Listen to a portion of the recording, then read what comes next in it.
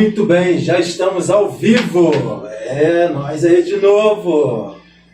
Podcast na capital do mundo, quinto distrito de Cambuci. Hoje eu peguei o Marcelo pelo pé, olha só. Professor Marcelo Hungria está com a gente aqui, ó. E o Marcelo hoje vai contar um pouco da história de Aperibé para nós aí, ó. Nós que estamos aí sem saber o que acontece dentro de Aperibé. Você que mora fora de Aperibé, você que mudou há pouco tempo Aperibé, você que já mora há muitos anos em Aperibé e não conhece a história, um pouco da história de Aperibé. Hoje nós estamos com o professor Marcelo Hungria, que é professor há mais de 30 anos e vai bater aquele papo hoje com a gente aqui, responder aqui algumas perguntas que eu fiz aqui, um releasezinho de 10 perguntas aqui para perguntar para o Marcelo Hungria. Meu Deus! O Marcelo é diretor, gente. Ele é diretor do Museu e Casa da Cultura lá de Aperibé. Vale a pena você que vai assistir a gente aí fora, aí, ó, quando vir em Aperibé, faça uma visita lá na Praça Francisco Blanc e visite a Casa da Cultura e Museu. Vale a pena. Muito bonita. Marcelo Hungria, seja bem-vindo. Boa noite, meu amigo. Boa noite, Adilson. Tudo tranquilo? Todos que nos Graças acompanham. a Deus que está chovendo. Tranquilo demais depois dessa chuva. Continua e há de continuar, né? Com certeza. Nós aqui do interior gostamos muito de chuva, né? É muito bom. Verdade. Agora, Marcelo, fala um pouco para mim. Você é cria de onde? Como que você se tornou um professor, historiador e que gosta de sempre estar contando as histórias dos patrimônios mais antigos? Opa, Adilson, então. Vamos lá. Primeiro quero te agradecer o convite. Né? Você já fez algumas vezes e por motivo de força maior, né, não pude estar presente. Perdi, porque isso aqui é bom demais. Eu vou querer voltar. Bom demais. Organizadíssimo, você está de parabéns. Obrigado. Né? E acho que a pergunta que você fez foi... Pergunta você cria de onde? Então, eu sou de Aperibé, na verdade não nasci em Aperibé porque meus pais se casaram em 1968, naquela igrejinha ali de Santa Luzia, e meu pai era mineiro. Ele veio uma época na restauração da Estrada de Ferro, né? Foi um período na década de 60, que foi reformado esses trilhos da Estrada de Ferro aí, que corta Aperibé e região. E ele conheceu uma mãe ali, ela morava ali em frente à estação, né? Foi um tempo assim de namoro muito curto, eles se casaram, papai quis levá-la para a terra dele lá em Minas, Palma. E eu vinha nascer em Miracema. Na verdade, Miracema foi só para eu nascer mesmo, depois eles voltam para Aperibé e eu vivi praticamente a minha vida inteira aqui. Até que uma época ainda disseram assim, a gente vai te dar um título de cidadão aperibense. Eu não faça isso comigo. Título de cidadão aperibense, porque não é aperibense. Eu sou aperibense. Então, só não nasci em Aperibé porque nós não tínhamos, né, meus pais, minha mãe ficou grávida de mim lá em Minas e mais próximo ali de Palma era Miracema, até Aperibé também não tinha hospitais, né, na época era o quinto distrito de Santo Antônio de Pádua, mas logo, desde pequenininho, vim para cá. A segunda pergunta que você me faz, né, como é que eu comecei a gostar? Interessante, Adilson, que eu tive assim, a sorte de viver um tempinho com meus parentes de meu pai, né, e meus também, claro, lá em Minas. E eu fui, assim, os primeiros anos eu fiquei numa casa muito antiga, com uma tia e madrinha que me contava muitas histórias, tia Leda. Eu fui apaixonado por ela, ela inclusive faleceu já bem velhinha, com quase 90 anos devia ter. Quando em Aperibé, meus pais trabalhavam ali na fazenda do Luiz Bragança ali, dos avós do Luiz Bragança na verdade, né? E eu também tive o privilégio de conhecer a Maria Reis Boechat, fundou a primeira igreja batista em Aperibé, veja você, em 1902. Olha quanta coisa... Mas não é essa igreja que tem ali, que é a primeira igreja? Essa igreja é. Aquilo ali foi o seguinte, a gente vai chegar lá, né? Mas a casa que sediou a primeira igreja batista em Aperibé foi a casa que meus pais trabalharam na década de 70, né? E eu vivia lá com eles também. Então eu ouvia muitas histórias e cresci ouvindo muitas histórias. E aprendi a gostar de ouvir e quem ouve e aprende também quer contar. Quer contar. Foi daí que começou esse gosto. Mas de ser professor, isso aí, historiador todos nós somos um pouquinho, né? Mas de ser professor, eu acho que foi com o passar do tempo mesmo. Eu fui levado pelas circunstâncias. Na verdade, quando jovem, eu interessava pela área da saúde, veja você. E acabei caindo na área da educação e nunca mais saí. E sou professor aí há 33 anos, né, na verdade. Então, sou cria de Aperibé, sim, amo o meu município. E assim, fico muito feliz quando eu vejo que alguma coisa está melhorando o aspecto da nossa cidade, quer seja ele através dos órgãos públicos, ou mesmo quando você percebe que alguém no município, ele de certa forma ele está crescendo. Porque o crescimento do nosso município nada mais é do que o crescimento da sua gente. Então, se na minha rua alguém melhorou a casa, fez um jardim na frente, né? Ou mesmo uma indústria vem para o município, tudo isso é ganho para todos os aperibenses. Todos os munícipes ganham com isso. Não só aquela pessoa que está construindo uma casa legal, que trouxe uma empresa para Aperibé e está ganhando dinheiro. Eu fico muito feliz com isso. Agora, Marcelo, fugindo um pouco do roteiro, já que você vai contar um pouco da história de Aperibé, eu gostaria de fazer uma pergunta que não está aqui no roteiro. Como que é lidar com a sala de aula hoje? Então, a gente costuma dizer que a educação de hoje, de ontem, do passado, ela foi melhor do que a educação de hoje. Isso é negativo isso, né?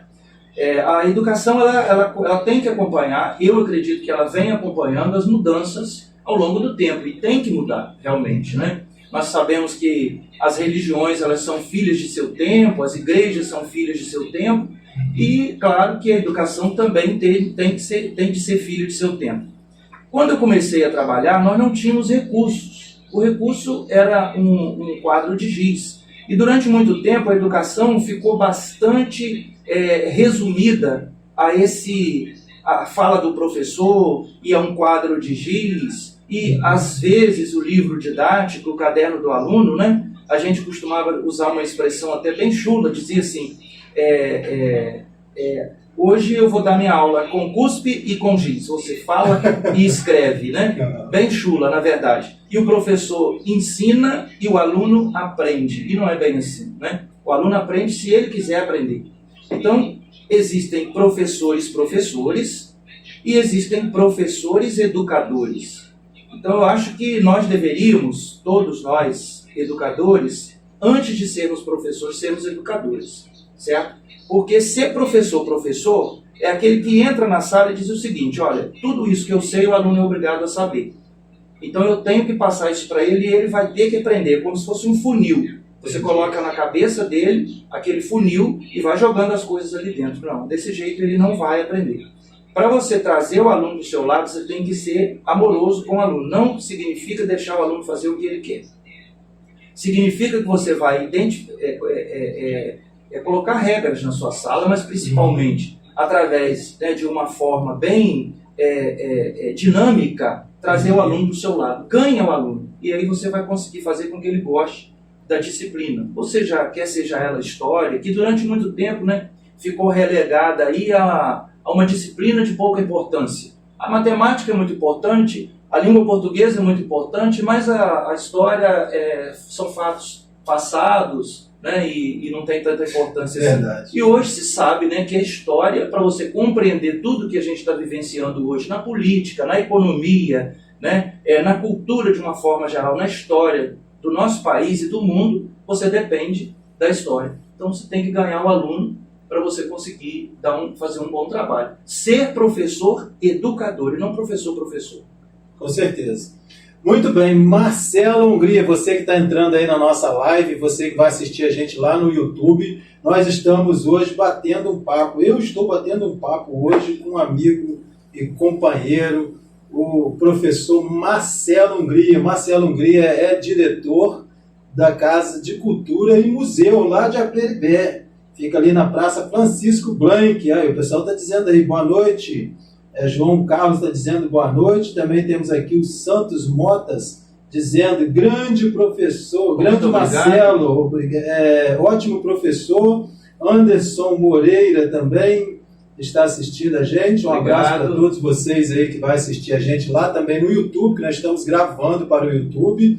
E o Marcelo Hungria, você que está aí assistindo a gente aí pelo Instagram, chame seus amigos para assistir a gente, que o Marcelo hoje vai contar um pouco da história de Aperibé, como nasceu a Aperibé. A gente sempre conta quando nasce um bebê, a gente fica assim feliz de ver aquela criança crescer e se formar e se tornar uma pessoa com um caráter muito bom, com uma profissão muito boa. E a Aperibé começou também lá no útero de Santo Antônio de Pádua, vem crescendo devagarzinho, e o Marcelo Hungria está aqui hoje para levar um pouco da história de Aperibé para vocês aí, e vale a pena você ficar com a gente. Margarete também está assistindo a gente. Boa noite, professor. Boa noite, minha amiga Margarete. Está Boa assistindo noite. a gente. É uma honra. E para você ficar bem hidratado, nós temos aqui Água Soledade, ali na Praça Francisco Blanc, no centro de Aperibé, bem pertinho da Praça Francisco Blanc, fica o depósito de Água Soledade do amigo Felipe Melo. Você pode discar para o Felipe Melo e pedir a sua Água Soledade a domicílio pelo telefone 981 25 22 47. E também temos aqui a linguiça Dom Cristóvão. Dom Cristóvão, também temos aqui, ó, a torradinha da família. Torradinha da família, você vai pedir, vai entrar em contato com o Rogério. Esse Pelo é telefone, né? é torresminho. Esse é um torresminho. Deixa eu tomar uma água aqui rapidinho. Você vai entrar em contato com o Rogério pelo telefone 988 05 17 49. Marcelo Hungria está batendo aquele papo com a gente, professor há mais de 30 anos e diretor da Casa de Cultura há quantos anos, Marcelo? Bom, a Casa da Cultura, desde que começamos, né? Fazem 18 anos, 18 anos agora, em setembro. Deixa eu fechar meu microfone. Marcelo, deixa eu te fazer a primeira pergunta aqui. Deixa eu abrir aqui. Se eu te fazer a primeira pergunta aqui, vamos começar falando de Aperibé. Gente, vocês me desculpam aí, mas eu tô com problema, tive problema de saúde agora recente, essa semana, com muita dor do lado, e me atacou uma tosse feia. Eu tô à base de medicamento. Estive no Hospital Municipal de Aperibé 2 vezes consultando com os médicos lá. Quero agradecer a equipe, toda a equipe do Hospital Municipal de Aperibé, que me recebeu muito bem lá. Um abraço para todas as meninas da portaria, tantos os médicos, o doutor Tiago, que me atendeu. Também tive com a doutora Isadora lá também. Ela também me atendeu lá também. Um abraço a todos vocês aí. E a Aperibé, o hospital está de parabéns. Um abraço aí para o prefeito Roninho aí, que está de frente aí hoje na prefeitura. E vamos bater um papo com o Marcelo Hungria. Vamos lá. Sobre... Aqui já está passando aqui algumas Eu tô histórias vendo de que eu tô aí, ó. Aperibé, Olha entendeu? só. Você está aqui sentado comigo e também Tô está aqui, aqui tô passando aí. na TV. E o Tô pessoal vendo que está isso. em casa também está assistindo você aqui, ó, na Olha TV só. aqui. Isso Nosso aí, ó. município Sabe maravilhoso. muito aí, ó. Santos Mota disse que João Vitor Santos Mota. Ele disse assim, ó, sabe muito de história, esse cara, que isso. sabe mesmo, Imagina. esse sabe mesmo. Esse aí é meu amigo. Marcelo Hungria, vamos começar assim, ó. Como e quando surgiu o município de Aperibé? Opa, Vamos então, começar. Você abriu um parênteses aí muito interessante, né? Gostei da sua colocação. Você falou de bebê, você falou de parto, né? Saiu lá de Sim. Santo Antônio de Pádua. Então, vamos pensar que essa região aqui, Adilson, não era uma região desmembrada, né? Lá no século XIX, na primeira metade do século XIX. Em especial, vamos falar de Aperibé, porque por volta de 1850, chega a Aperibé a primeira família, que a gente pode dizer assim, foi aquela que começou a desbravar o que seria mais futuramente o município de Aperibé. Então, Aperibé começa com a chegada de os primeiros imigrantes europeus, como em quase todos os municípios brasileiros, né, acontecem. Começa a partir de um núcleo de fundação, que a gente costuma dizer na história, né?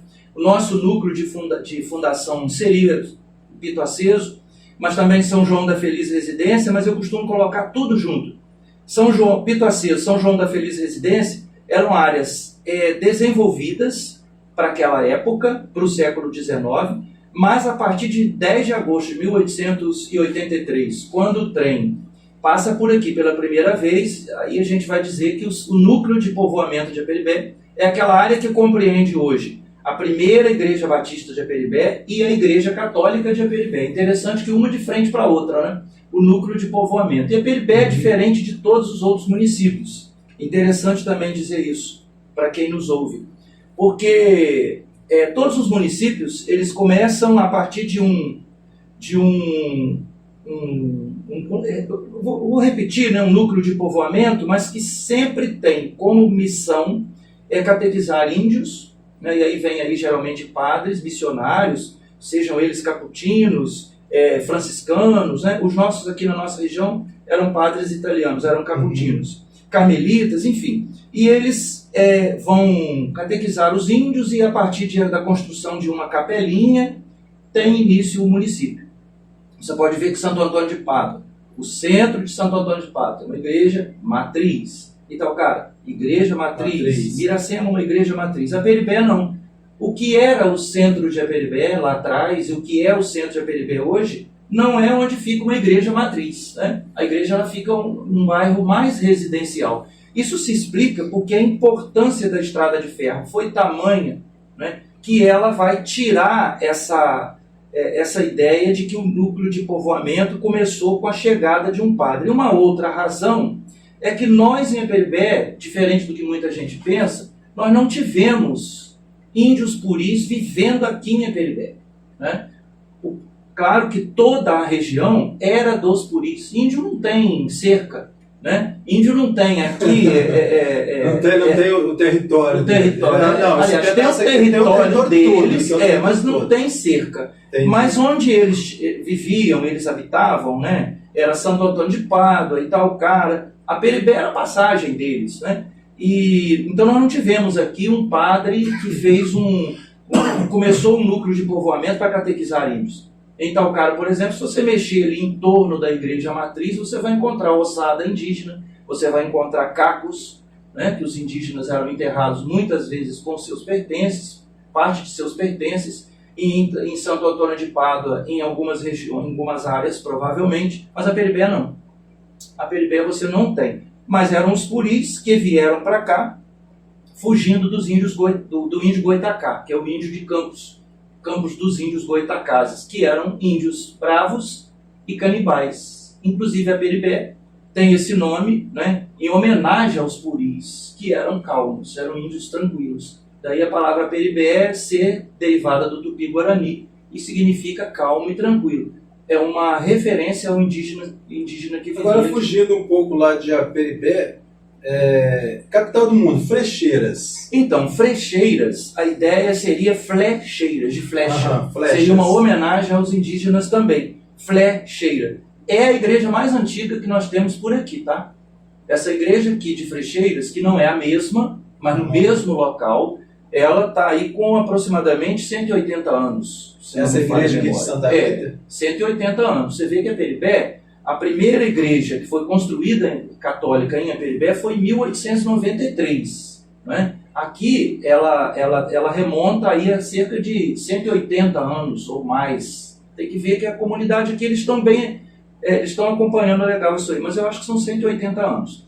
E aqui ainda existem né, alguns poucos objetos deixados pelos capuchinos que passaram por aqui, catequizando o índio nessa região aqui também, fundando igrejas, núcleos de povoamento e fundando cemitérios, que era o papel deles, né?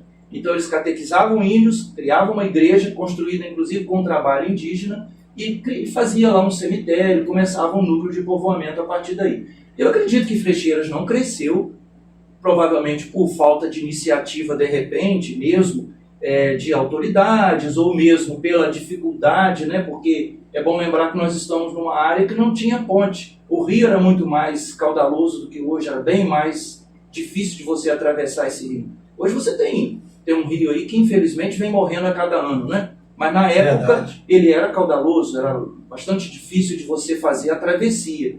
E aqui fica distante de tudo, né? Se você esquece a Peribé, e se você entende que o rio, naquele momento, ele dividia, então, qual a atividade econômica que você praticaria aqui para desenvolver? A Peribé é muito mais novo do que Frecheiras. Frecheira vem de flecha. Aquela Flechas. serra ali, por exemplo, que a gente chama de Ponta Grossa, na verdade é chamada de Serra das Flecheiras, que também é uma alusão aos índios. A gente tem muitos nomes indígenas aqui na região. Itaucara, né? Italva, Paraoquena. Foi um governador na época, chamava-se Dr. Francisco Portela. Foi ele que quis homenagear esse povo aí, os índios. Muito bem, Marcelo Hungria, Inácio está dizendo, meu professor Inácio Campibel, meu primo, casado com a filho da Ana Cristina e filho do sim, Fabiano, do Nestor. Inácio é show de bola, esse menino. Inácio Também temos o Maico aqui, Maico Ramos assistindo a gente. Oh, que bom. O João Carlos disse o seguinte, sinto falta do tocar aquele sino, quando ali era a biblioteca. Verdade. Lembrou bastante. Sim. O sino hoje está lá dentro, né? Ele é original, mas fica dentro do museu por motivo de segurança, né? Uhum. Mas aí, no dia que eu estive lá filmando as imagens com o Jonathan, agradecer ao Jonathan Correia, que fez essas imagens aqui com o Marcelo Hungria, e fez as imagens da Casa da Cultura também, que a gente vai mostrar, vai passar daqui a pouco. Se você ficar ligado aí, você vai ver aqui na TV, aqui, passando as imagens aqui, ó, da Casa da Cultura. O Marcelo está aqui comigo conversando, e o Marcelo também está aqui narrando. Isso aqui é de uma história do dia do aniversário do município. Isso daí foi, eu não me lembro bem qual foi o projeto, foi alguma coisa que a prefeitura pediu, que fizesse um documentário rápido sobre a história do município. Então a gente fez, assim, sem nenhuma pretensão de que isso aí fosse qualquer coisa assim, profissional, até porque não sou mesmo, né? O Jonathan é maravilhoso, me acompanhou. Às vezes eu deixava ele meio enrolado, que eu estou falando lá na frente, ele está filmando aqui, mas foi legal. Mas assim, ficou maneiro, eu assisti. De forma didática. E né? aqui tem um som, a gente não está botando som aqui para não atrapalhar a gente, né? Só lembrando que o pessoal que quiser assistir essas imagens, lá na Casa da Cultura tem, né? Nós temos que consertar a televisão que está lá, né? Verdade. Pedir aí o prefeito aí, ó. Tem uma televisão olha lá para a televisão lá, manda uma televisão nova lá para a Casa da Cultura que o Marcelo está precisando. O prefeito Rony compra uma TV nova lá para Casa da Cultura, porque merece. Ele está restaurando a casa, já mexeu no telhado, ele está fazendo. Está fazendo. A Peribé ficou bem melhor, né? Já estava bonita, vai ficar mais bonita ainda. Lembrando que para você que agora já são 19 horas e 25 minutos, caso você aí precise de uma farmácia, a farmácia que se encontra nesta quarta-feira, dia 19, a farmácia Souza estará de plantão até as 21 horas. Então você aí que precisa de medicamento de urgência, dá uma chegada na farmácia Souza. Ela estará de plantão até as 21 horas. E vamos falar da drogaria Aperibense e drogaria Néder, ambas na rua Professor Honório Silvestre, no centro de Aperibé. Telefone para domicílio, entrega a domicílio da drogaria Néder. Drogaria Néder agora é sob direção de Darcizinho. E drogaria Aperibense também sob direção de Darcizinho. O telefone da drogaria Néder a domicílio é o 997 60 81 64. Darcizinho e a equipe do Darcizinho estão aguardando vocês na farmácia Néder e na drogaria Aperibense. Mandar um abraço para o pessoal da Pneu Black lá na RJ 116, saída para Itaucara. Pneu Black, lá você encontra balanceamento em geral, mecânica em geral, balanceamento, alinhamento, cambagem, troca de óleo, pneus novos, pneus remoldado, borracharia e suspensão. Na Pneu Black também você pode fazer o seu agendamento pelo telefone WhatsApp, que é o telefone 997 57 24 48. Um abraço para Gil e Ju do Salgadinho. Gil e Ju do Salgadinho, lá próximo à padaria e restaurante São Sebastião. Lá no Gil e Ju você encontra salgado de várias qualidades. É um salgado delicioso que eles têm lá na base de salgado deles, onde você pode comprar para aniversário, para festa, enfim. Você pode comprar bastante salgado que vale a pena e você vai discar para você fazer o seu pedido pelo telefone. Você vai discar o 9 3 vezes 23 97 11. Gil e Ju, aguardando vocês.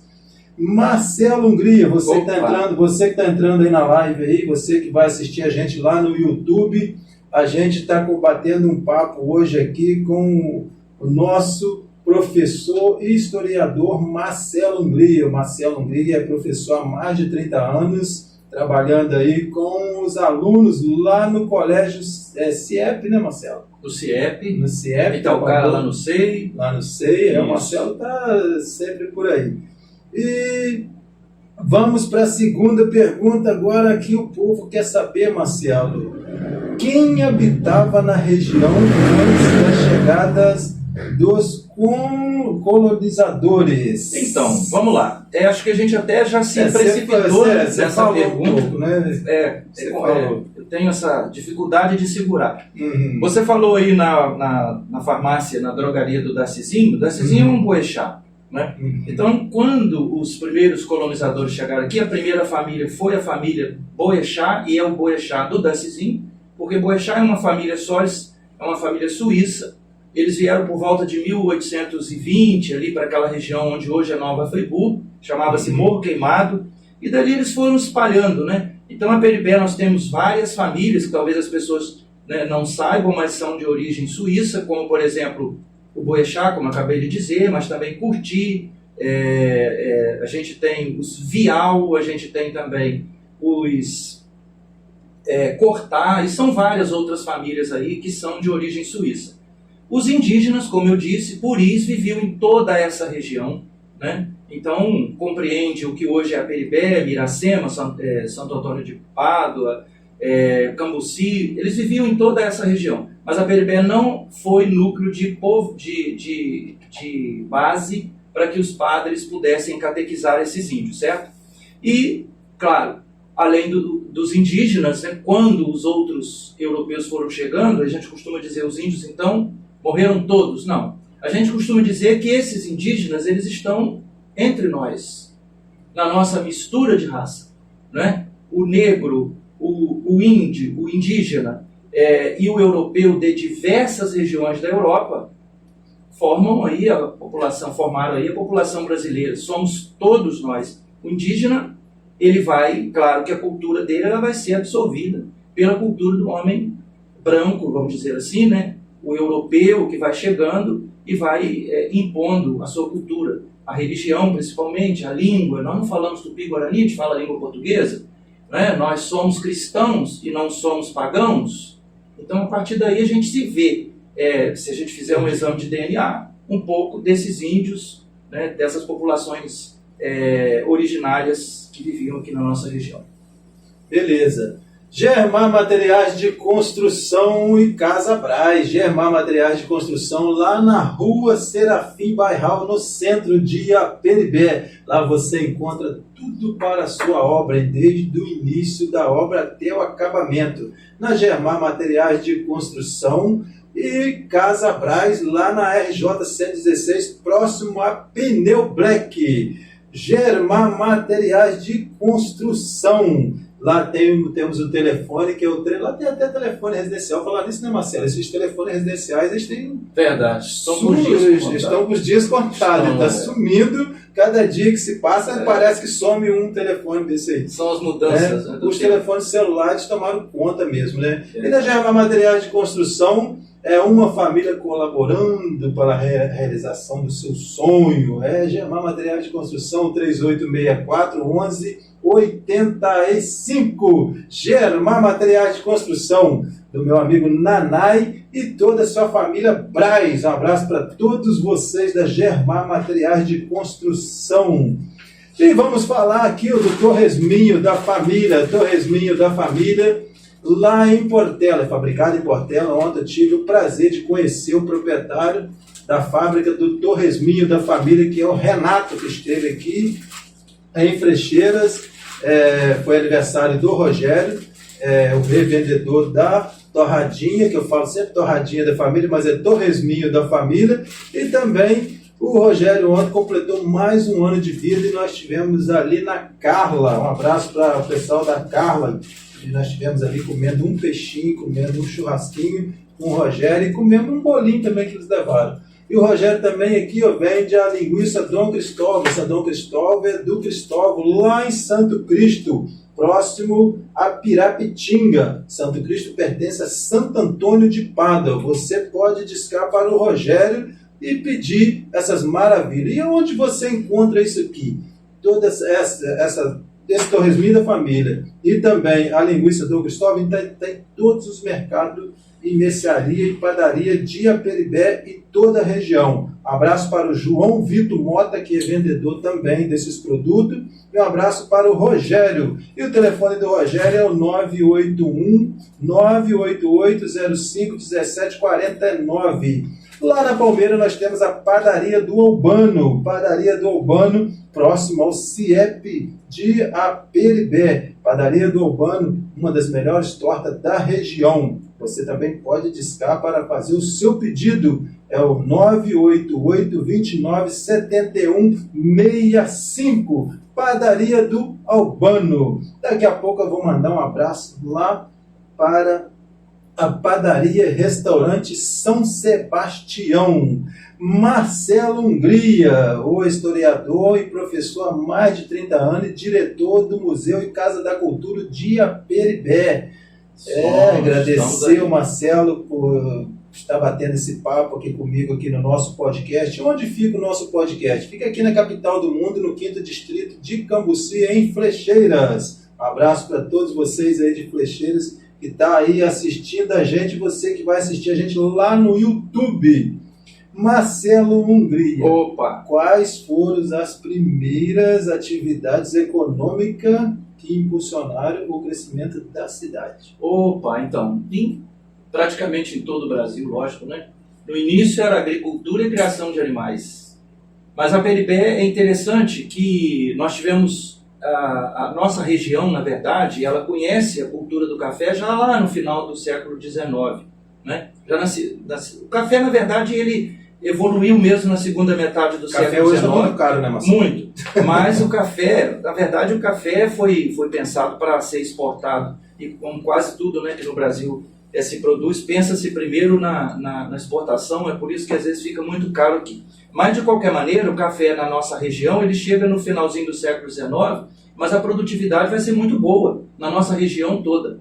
Então, as primeiras atividades, que são a agricultura e a criação de animais, ela vai trazer para a nossa região toda, eu acho até que eu vou extrapolar um pouquinho o que você me pergunta, a necessidade de escoar essa produção agrícola, que era muito difícil, como a gente está falando aqui de Flecheiras, né, para atravessar para Aperibé, e de Aperibé, quem sabe, levar essa mercadoria para outros lugares. Enfim, naquela época é bom lembrar que nós não tínhamos estradas de chão, né, de rodagem, e não tínhamos estrada de ferro.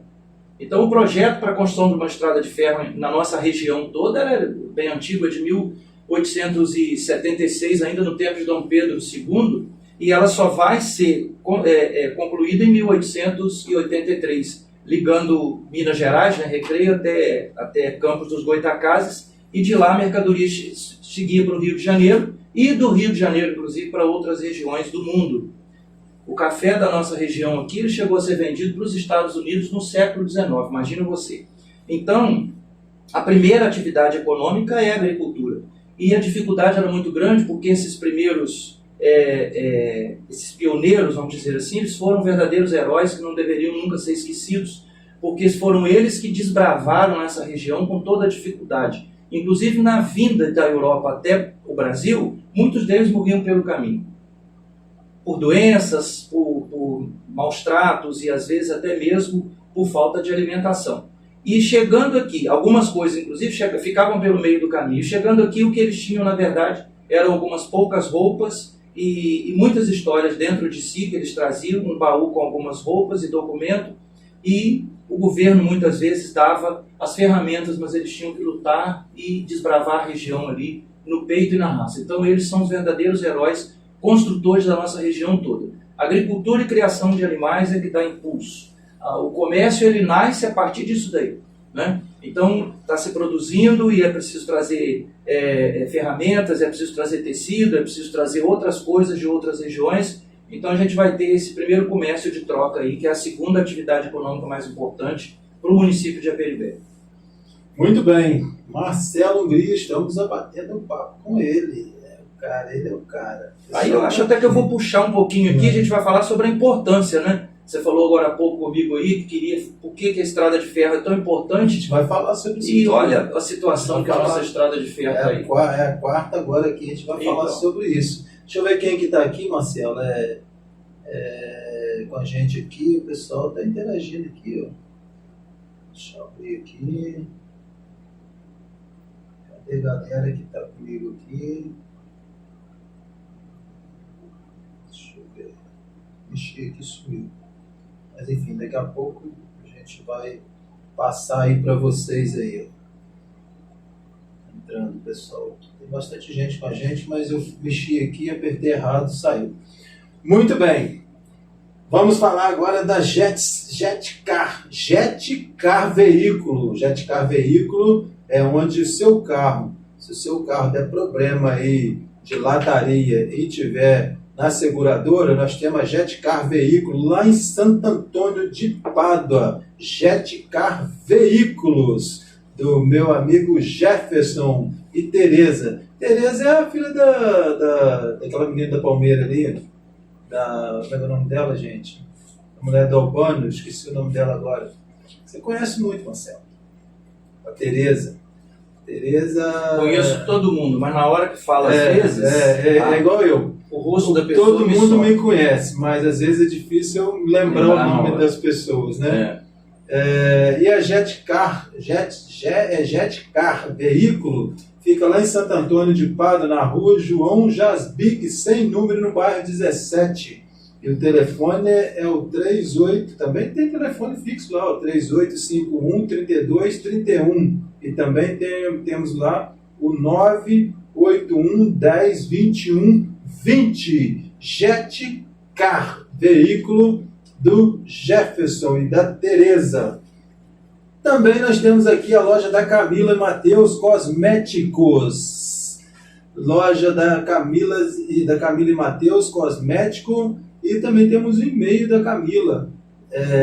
Você pode entrar no e-mail da Camila e colocar loja_Camila MP. Você vai discar o telefone 981-66-7928. E nas compras acima de R$50 você concorre a brindes. Loja da Camila Matheus Cosmético. Um abraço para vocês.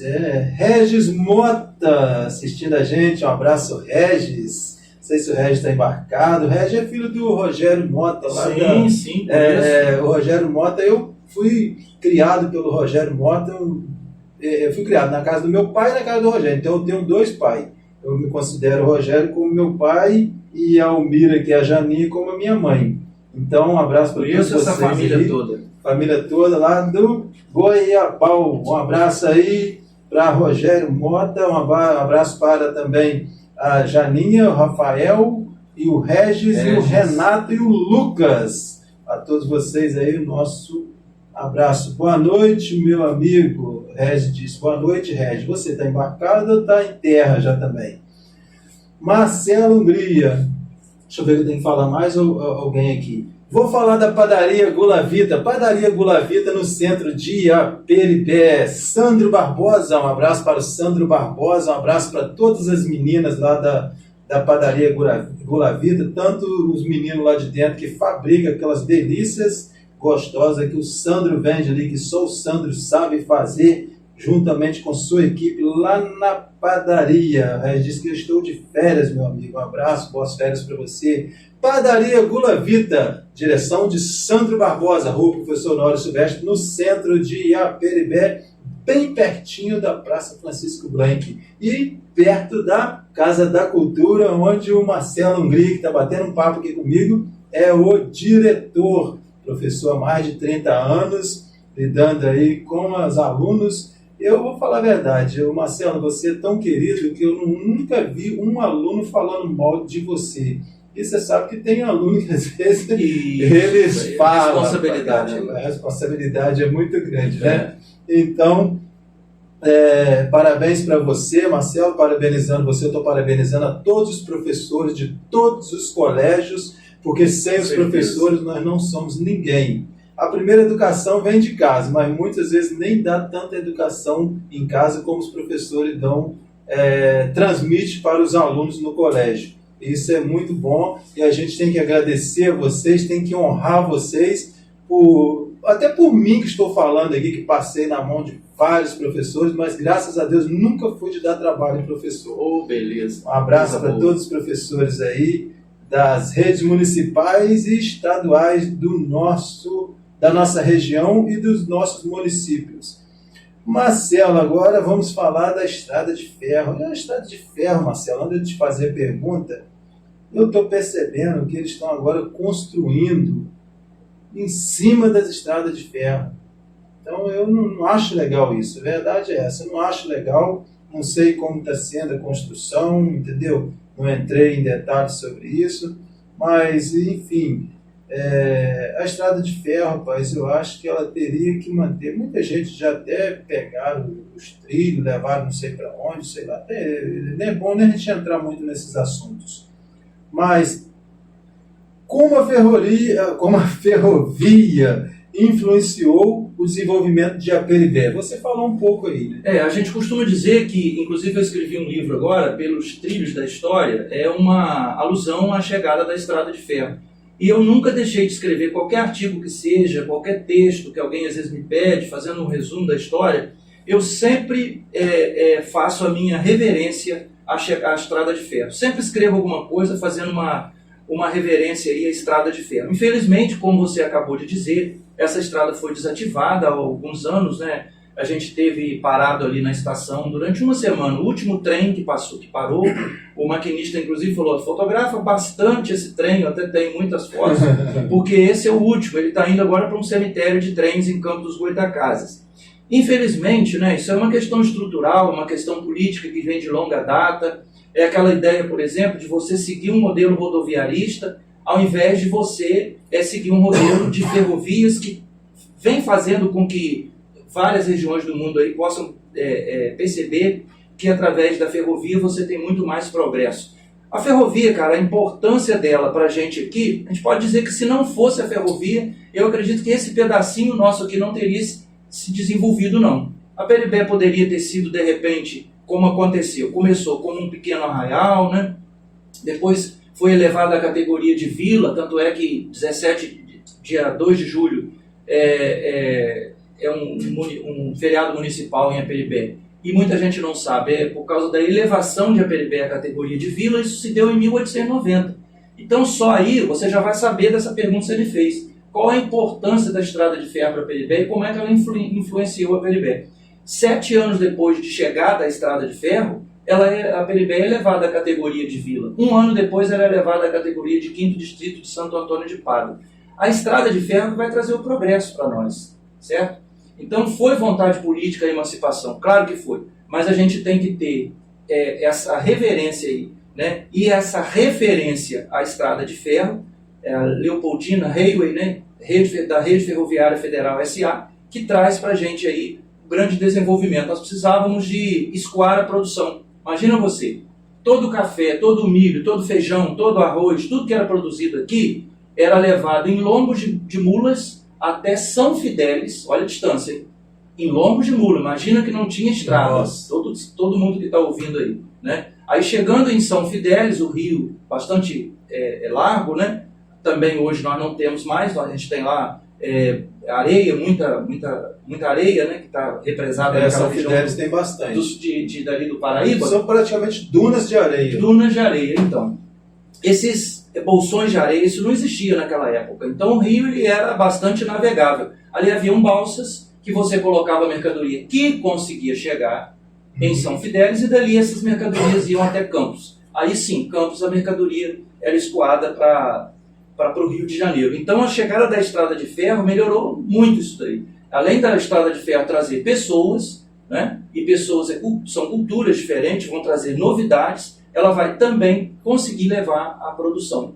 Então vai valer a pena investir na região. E aí você pode observar, né, as pessoas que são mais assim, que entram na Casa da Cultura com a intenção de ver, olhar e ver, porque muita gente olha, mas não vê, ela vai perceber que as maiores construções do passado se deram ali no entorno da estrada de ferro. Tamanha foi a importância que ela trouxe para nós. E ainda, né, parafraseando o que você disse agora há pouco sobre a questão da retirada de trilhos, infelizmente, agora a gente tem aí, me parece que as prefeituras, elas já têm o direito, né, se elas entenderem que aquele trilho ele está obstruindo alguma coisa, a prefeitura quer construir algo ali, quando Santo Antônio de Pádua assim o fez, entender que aquele trilho ali deve ser retirado, ela tem autorização para ser retirado. Infelizmente, né, eu espero que a PLB, a gente que é muito bairrista, que a gente entende a importância que a estrada de ferro tem para a gente na construção da nossa história, eu entendo que aquilo ali tem que ser preservado, principalmente no centro, para que eu possa entender que aquilo ali é um museu vivo, é um museu a céu aberto, aqueles trilhos. Tirando-os dali, eles vão virar o quê, Adilson? Ferro velho. Né? E a gente precisa de entender que a PLB nasceu com a cultura do trem e aqueles trilhos deveriam permanecer, já que a gente tem a estação, né, mantida. A estação foi mantida. Então, nesse caso, a gente vai descartar até a volta de trens aqui na nossa... Infelizmente, havia um projeto há uns anos de que o trem voltaria a passar. Foi no tempo do Eike Batista, aquele grande empresário, ele estava inclusive recuperando o Porto do Açu, lá em Campos dos Goytacazes, e o trem inclusive chegou a passar algumas vezes aqui na nossa... Eu ficava louco, parava, todo mundo via, com minério de ferro e estava fazendo restauro inclusive da rede. Foram feitos, me falha a memória agora, não vou dizer para não errar, mas uma quilometragem bem interessante dessa estrada foi recuperada. Se você observar aqui, bem próximo a gente, aqui inclusive na ponte, você tem ali dormentes, que é aquela madeira, né, forte, novos ainda ali, que foram restaurados ali, foi recuperado, porque a intenção era voltar com o trem. Aí houve aquele problema, né, com esse empresário, o Eike Batista, essa história acabou sendo deixada de lado, mas houve também uma expectativa de que o trem turístico voltaria, fazendo a ligação também de algumas cidades, também o trem turístico. Infelizmente, né, não voltou, não aconteceu, e hoje ela foi totalmente desativada, e existe aí sim essa autorização para que possa ser retirada, se assim o prefeito entender que está obstruindo ou atrapalhando alguma coisa. Tomara que, como você falou, tomara que a PLB não aconteça isso. Permaneça, pelo menos no centro da cidade. E cuidando sempre lá, porque essas crianças de hoje não sabem, não conhecem a história de APLB, então eles vão olhar para aquela linha e vai perguntar aos pais, e falar assim, por que tem essa linha aqui? Exatamente. Não, antigamente passava trem aqui. O trem é que traz esse progresso todo para a PLB. E antigamente, né, Marcelo, existia também a Maria Fumaça, que soltava aquele fumaceiro. Aqui a PLB foi até 1956, 57, ainda era Maria Fumaça. Aí depois a gente já vai ter os trens já com a rede ferroviária, né, sendo mista, capital misto, aí ela já vai ser com o trem a diesel. Agora, Marcelo, eu já andei nesse trem, eu já fui em Cambuci. Isso que eu ia te perguntar, a pergunta que eu te fazer era essa. Eu já fui Você já andou de trem? Quando criança eu ia com a minha avó a Cambuci, receber, que ela recebia lá em Cambuci, a aposentadoriazinha dela, né? Na década de 70. Ele foi como passageiro até 81. Como é andar de trem? Maravilhoso, maravilhoso. Não tem buraco? Poxa, E a paisagem, ela é bucólica, né? As paisagens são bucólicas. O trem, ele gasta menos, o trem, ele polui menos, o trem, ele não causa engarrafamento. São várias vantagens que a gente tem. Infelizmente, o Brasil não investe muito. Então, o cara acabou com o trem na década de 60. A Peribé acabou com o trem agora, recentemente. Pode-se dizer que é novo, né?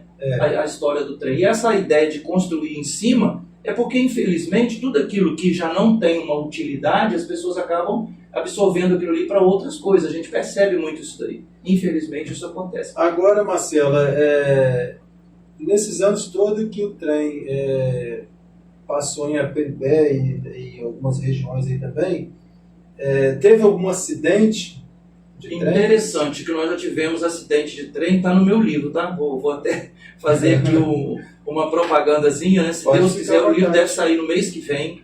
O prefeito está ajudando muito nessa empreitada aí. O Roninho, poxa, abraçou a causa da cultura e falei para ele que a gente tinha um livro aí que já estava no forno, mas que já estava até encroando, e ele disse assim, não, você corre aí, vamos dar seguimento, a gente vai lançar esse livro. Seria no ano passado, mas por motivo de força maior, ele pediu que deixasse para esse ano, então o livro já está praticamente todo concluído. Não é fácil, tá? São 300 páginas que esse livro chegou. E você tem que estar todo dia conferindo uma coisa e outra, e é muito difícil realmente. Mas essa pergunta que você fez... aí nesse livro a gente tem uma foto muito emblemática que eu ganhei do saudoso Luiz Bragança, né? De um acidente de trem ocorrido aqui em Peribé nos anos 50. Mas ele não soube determinar o local, e pela fotografia não dá muito bem para você determinar, que é uma área assim que você não tem construção. Mas um trem, aqui em Peribé, ele guardou, e atrás está escrito, com aquelas letras ainda, né, escrito bem, né, que a gente já existia a caneta esferográfica, né, mas essa foi escrita com caneta tinteiro, e dizendo, acidente de trem ocorrido em Peribé, e diz a data 1953, alguma coisa, 52, não me lembro bem a data. Olha que interessante, tivemos sim. E nós tínhamos, é claro, né, acidentes menores, mas que não causavam nenhum transtorno maior, que de repente um animal de grande porte pudesse de repente estar em cima do trilho, ou morreu ali, ou de repente uma árvore caiu. Mas a gente tinha também os rondas, não sei se o pessoal sabe, né, que era aquele trole que passava sempre na frente, sim. Conferindo se tinha alguma coisa, se tinha algum obstáculo, etc e tal. E molecada às vezes também brincava um pouquinho colocando pedra, isso aí, mas o trem em si, essas pedras... Como é que é? Trole? Trole. O trole é aquele que ia fazendo assim, né? Esse é o mais antigo, né? Depois a gente vai ver que eles já vão modernizando. Chamava de automóvel de linha. Entendi. O automóvel de linha também a gente viu funcionando há pouco tempo aqui. Você sabe que ele vai para os dois lados, né? Ele só vira. Ele tem uma rodando ali embaixo, o cara quer voltar. Então ele só vira, retorna e volta. Ele não sai do trilho. Aliás, a Peribé chamava-se Chave do Faria, né, no passado. Não sei se o povo sabe. Ali em frente à Casa da Cultura nós tínhamos duas linhas. Uma que era para desvio do trem.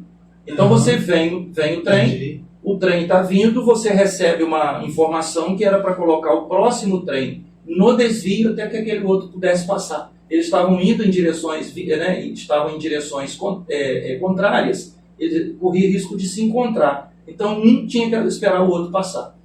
E é interessante que a história também de desenvolvimento da estrada de ferro está ligada à comunicação. Em todo lugar foi assim, né? Nos Estados Unidos, no Brasil, em qualquer lugar. E o Brasil, e aqui na nossa região também nós tínhamos o telégrafo. Então, através do telégrafo, você transmitia mensagens telegrafadas para outras estações que ficavam sabendo qual era a hora melhor de você colocar o trem ali, vamos dizer assim, que na reserva, né? Chave do Faria, porque tinha uma chave de desvio do trem. E Faria é uma família muito antiga daqui de Aperibé, que não é do Ataí de Faria, não, tá? É outra. É outra família mais antiga ainda, os Faria mais antigos. Entendi. Marcelo, sabe quem está assistindo a gente? José Arthur Sanches.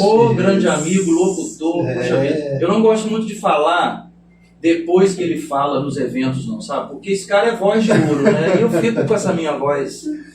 Mas é assim. Esse aí é ímpar. O José Arthur é um cara que ele sempre foi amigão, parceirão da gente na comunicação.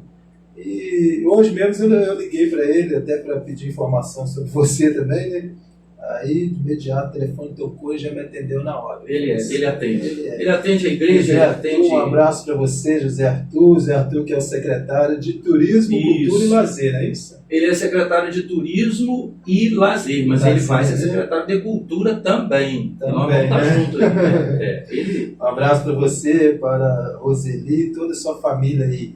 Estamos batendo um papo aqui, eu estou batendo um papo com meu amigo Marcelo Hungria, professor há mais de 30 anos e historiador de Aperibé. E Marcelo conhece muito aí sobre Aperibé e está falando um pouco, ele está só resumindo um pouquinho de Aperibé para a gente aqui, para vocês que estão aí assistindo a gente e você que vai assistir a gente lá no YouTube, que a gente está gravando para mais tarde você assistir as imagens completinho lá no YouTube.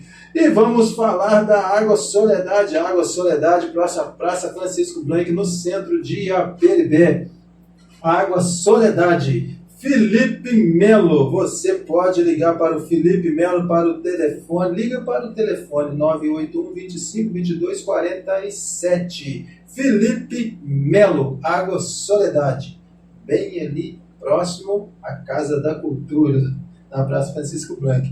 Também temos a Padaria e Restaurante São Sebastião. Um abraço para o Carlos Henrique, para o Juninho, o Alex e todos os funcionários da Padaria e Restaurante São Sebastião, lá na rua José Pereira de Pinho, próximo à residência do meu amigo José Arthur Sanches.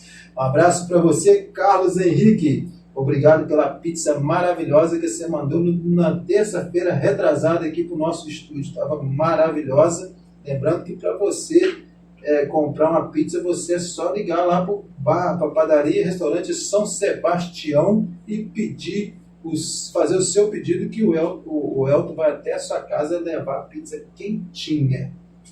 Padaria e Restaurante São Sebastião.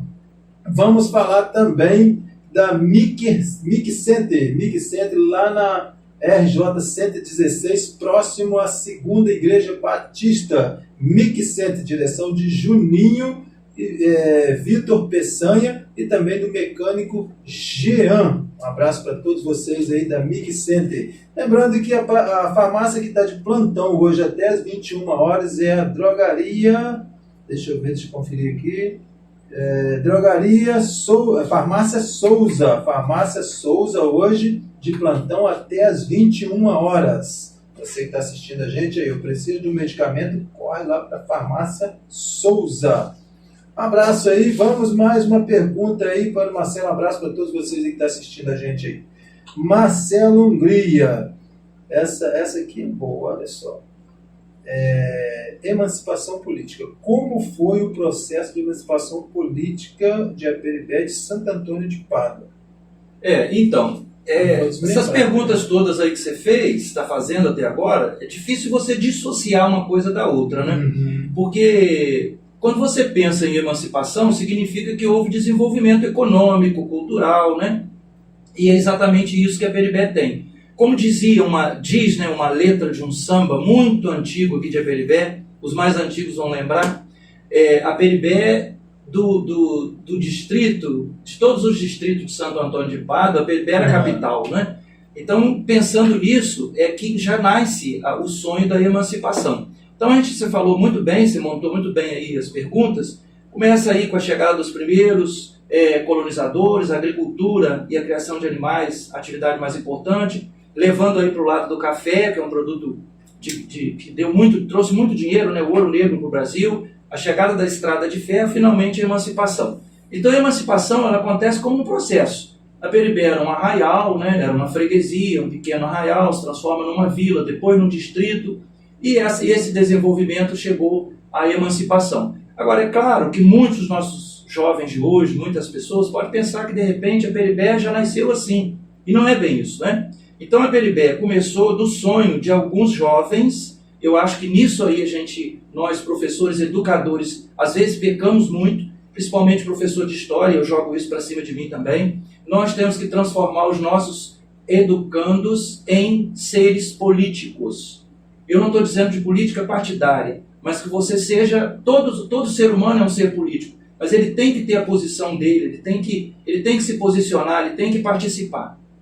Isso a gente tem percebido que a educação tem sido falha nesse sentido. Por quê? Porque no passado, se você pega aí o jovem dos anos 60, Adilson, o jovem dos anos 60 era um rebelde, mas um rebelde com causa, né? Ele lutou contra a ditadura militar, ele lutou contra, enfim, nos anos 70, 60, 70, e a PLB não foi diferente. Nós temos aqui, você perguntou aí sobre o processo de emancipação, ele começou de forma muito simples. Naquele período ainda da ditadura militar, jovens, na época a gente pode citar aqui Lauro de Abreu Marinho, né, um grande nome ligado aí a essa emancipação, e a cultura de Aperibé, o cara era um poeta, né, era um rebelde com causa. Lutero Rodrigues, né, Paulo Bairral, enfim, eu fico preocupado porque são muitos nomes daquela época de pessoas que entenderam que a Aperibé havia evoluído economicamente, que era hora de fazer a emancipação.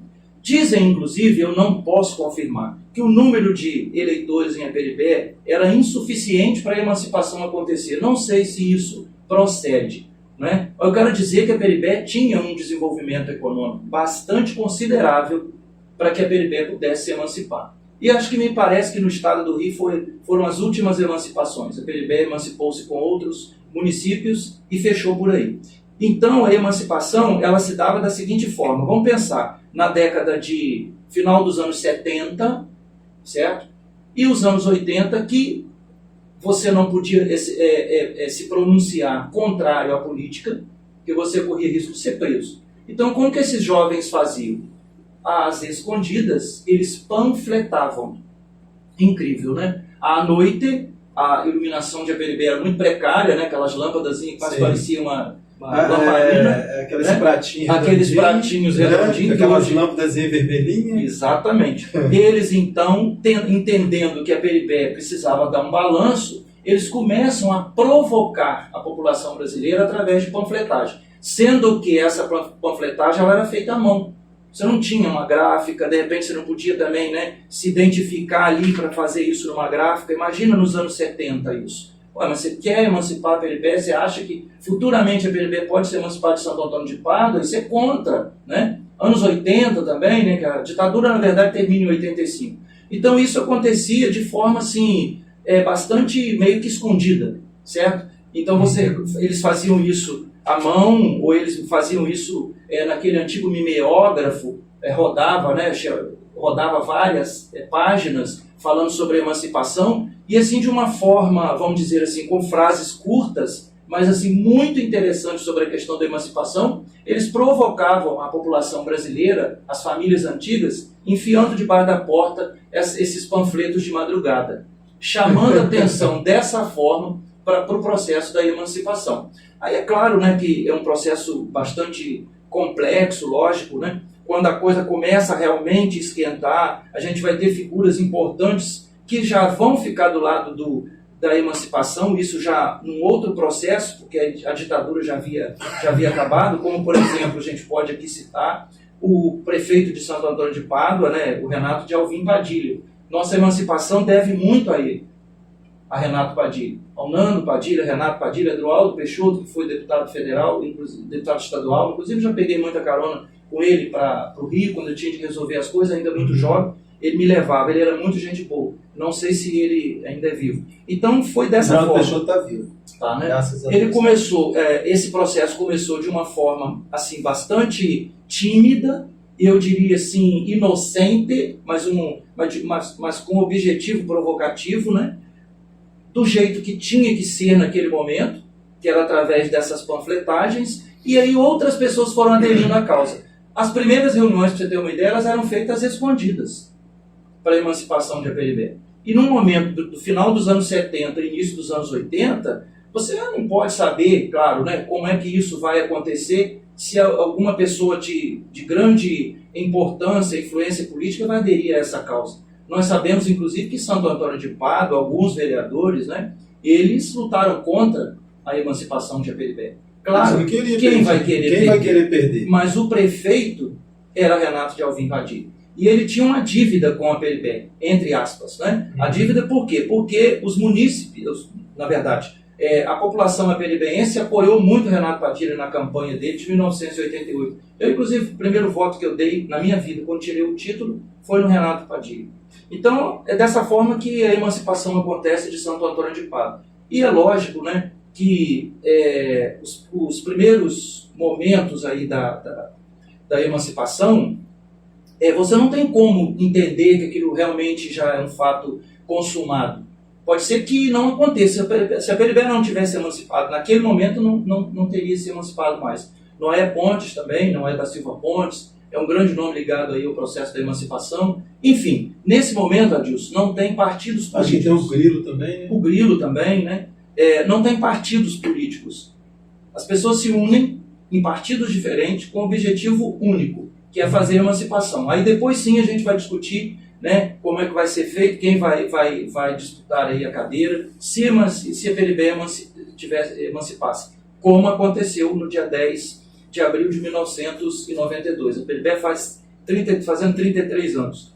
E aí, é claro, agora, em abril, 10 de abril. Os primeiros momentos, lógico, foram muito complicados, né, a gente sabe disso. Os primeiros passos foram difíceis, inclusive foi o slogan da política do saudoso Ataíde Faria Leite, que foi o primeiro prefeito. Primeiros passos. E o Ataíde Faria foi vereador de vários mandatos também. Ataíde foi vereador em Santo Antônio de Pádua. Foram grandes figuras que pesaram bastante para a PLB emancipar-se. Claro, eu coloco aqui esses nomes desses jovens, na época, né, Lutero Rodrigues, Lauro de Abreu Marinho, foram vários nomes, me parece que o Clebinho estava envolvido também. O Lauro e o Lutero foram os grandes idealizadores aí, e corajosos, né, naquele momento ali. Eu me lembro, não sei se poderia dizer isso assim em público, mas eu acho que sim, o Lutero me contava muito isso, o Lauro também. Eu tive a oportunidade de conviver muito com os dois.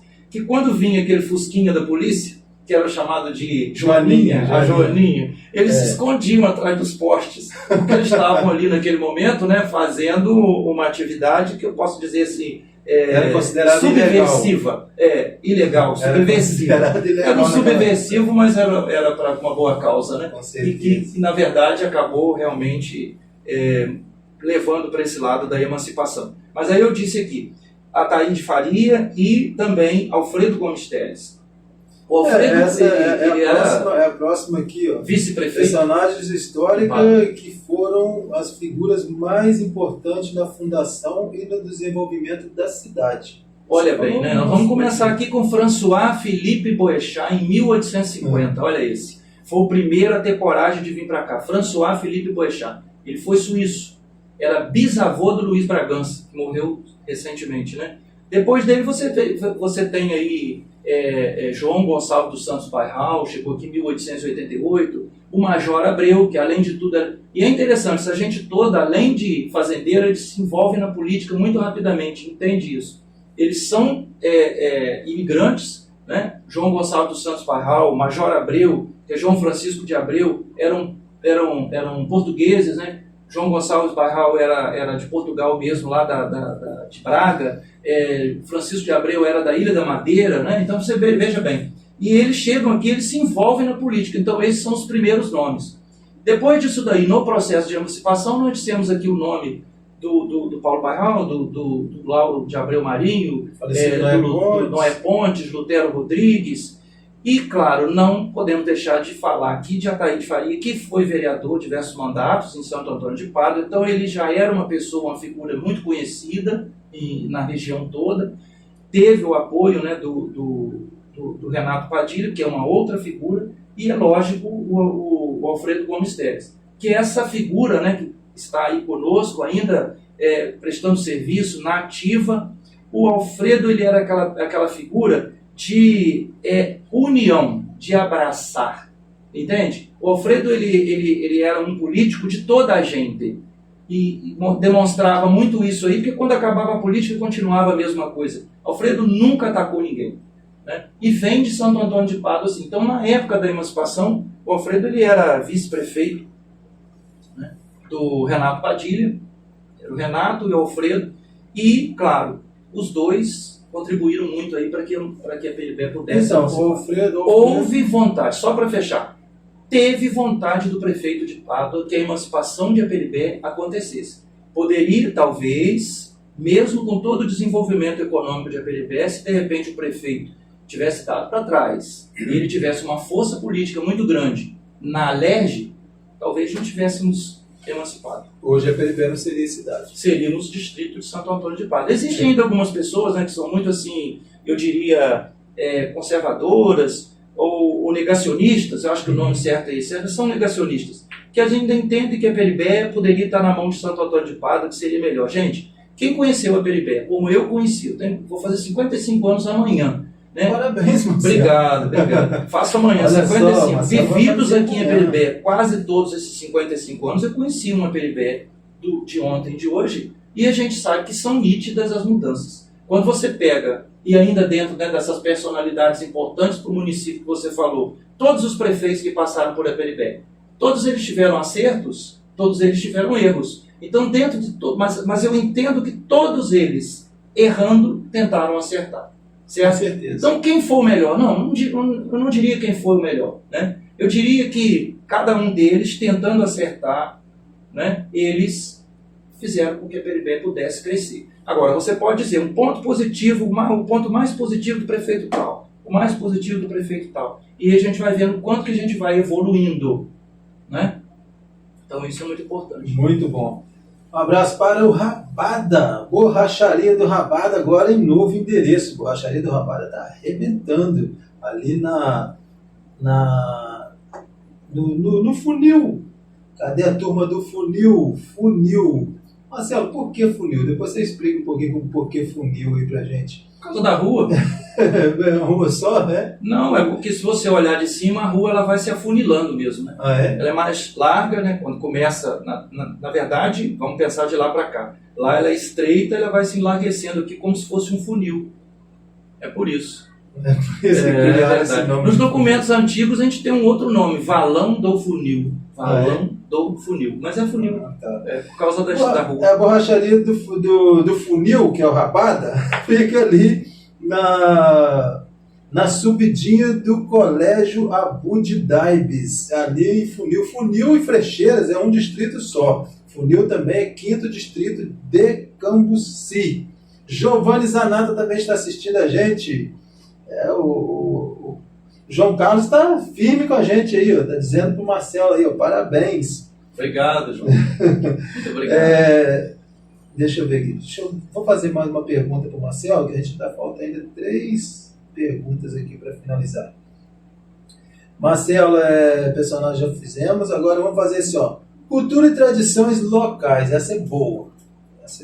Cultura e tradições locais. Quais são as principais manifestações culturais e folclóricas de Aperibé? Vamos pensar lá de trás, então, bem rapidamente aqui. O que essas pessoas traziam lá da região de onde eles vinham? Um instrumento musical, né?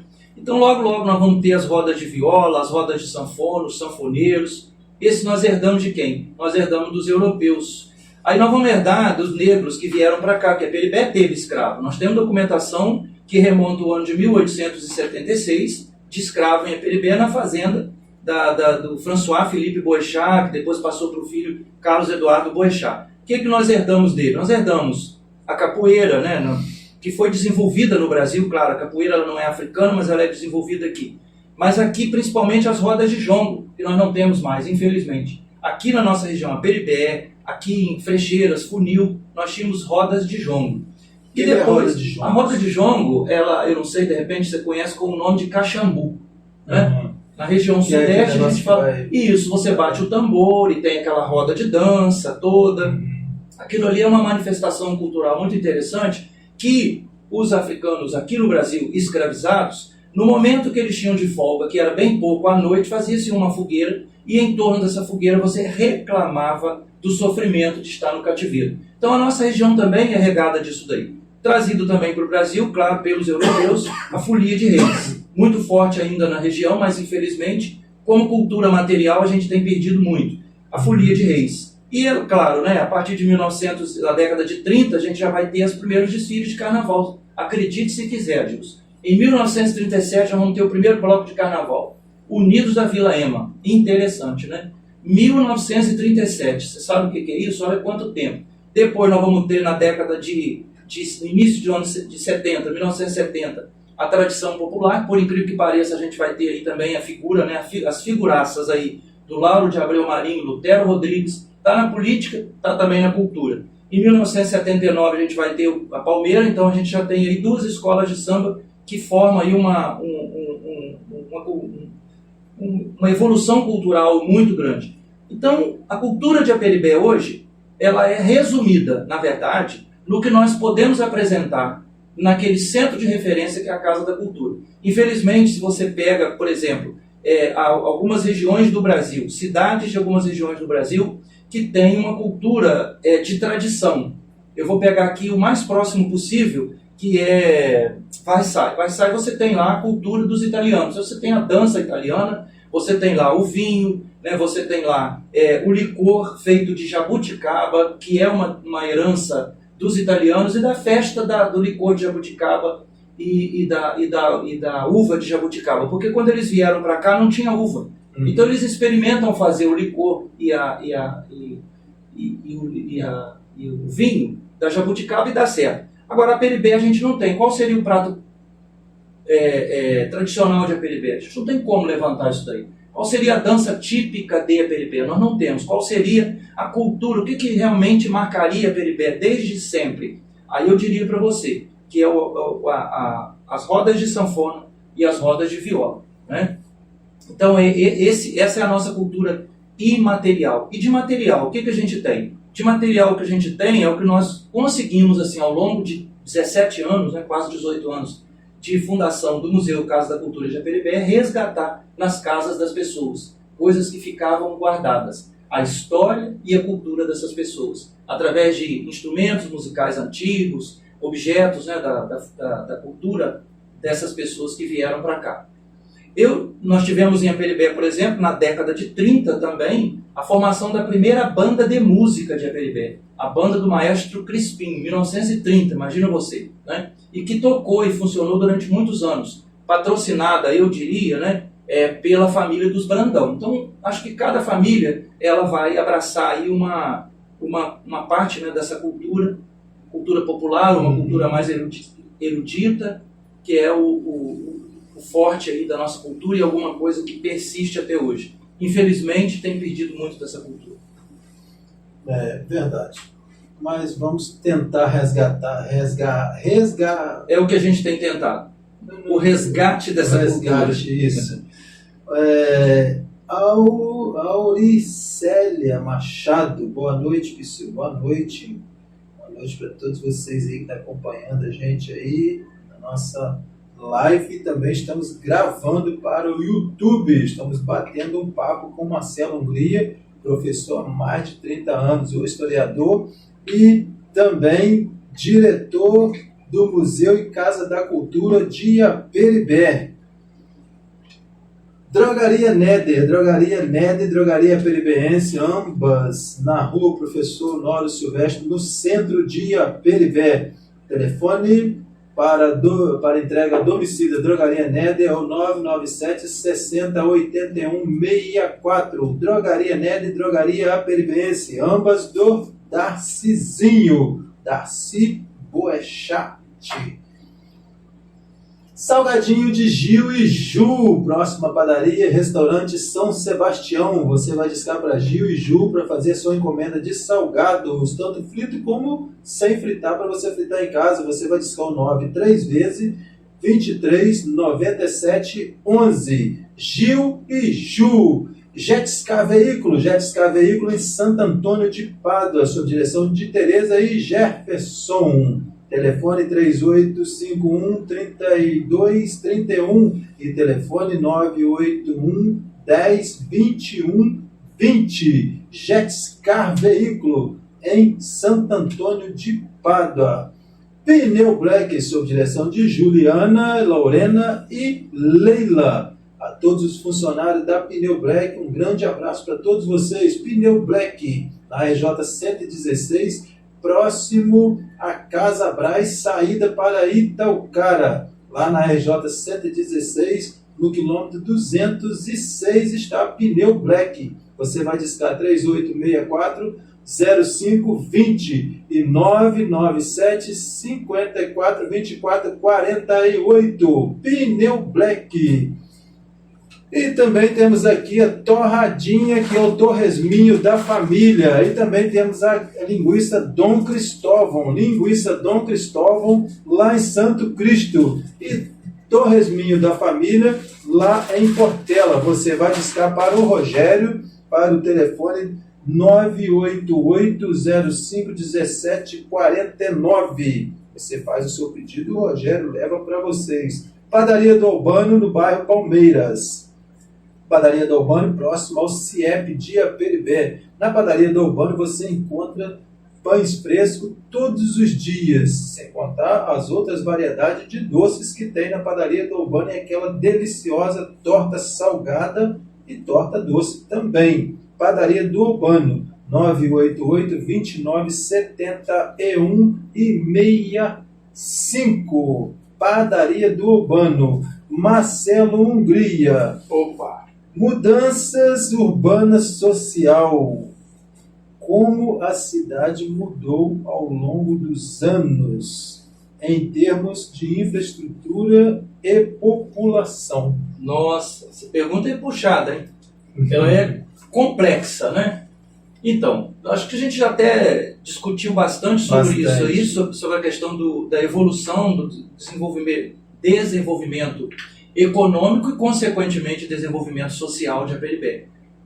Cheguei a dizer aqui, né, falando aqui da minha idade, entregando, que quando eu era criança, Aperibé era um arraial, vamos dizer assim, um distrito de Santo Antônio de Pádua, mas com pouco desenvolvimento, com pouca evolução. Mas é bom lembrar também, Adilson, que como a gente falou aí sobre a questão da economia, que começa lá atrás, a gente vai ter nos anos 50, o café ele já começa a decair já na década de 30.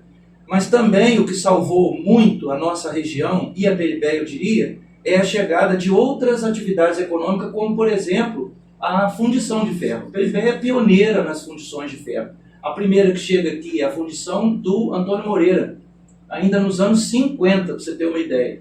E ele vem para cá, ele vem de Santo Antônio de Pádua, de uma região de Santo Antônio de Pádua para cá, porque ele entende que ele poderia montar essa fundição próxima à estação de trens. Olha o trem novamente aí como um elemento, né, de desenvolvimento econômico e social e cultural, enfim.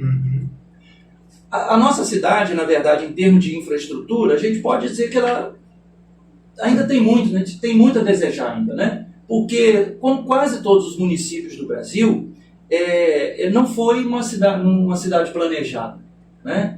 A maioria das cidades. A gente tem cidade planejada no Brasil, como, por exemplo, Brasília, Petrópolis, muito antiga, né? Curitiba. O que é isso? Você pegou um papel e desenhou a cidade. Ela vai nascer e vai crescer desse jeito aqui, né? Mas a maioria das cidades elas não são assim. Então observa bem a nossa infraestrutura. Eu entendo até que os prefeitos têm dificuldades. Algumas vezes eles são obrigados a desapropriar um pedaço de terra para poder seguir com uma rua, abrir uma rua, melhorar uma rua, né?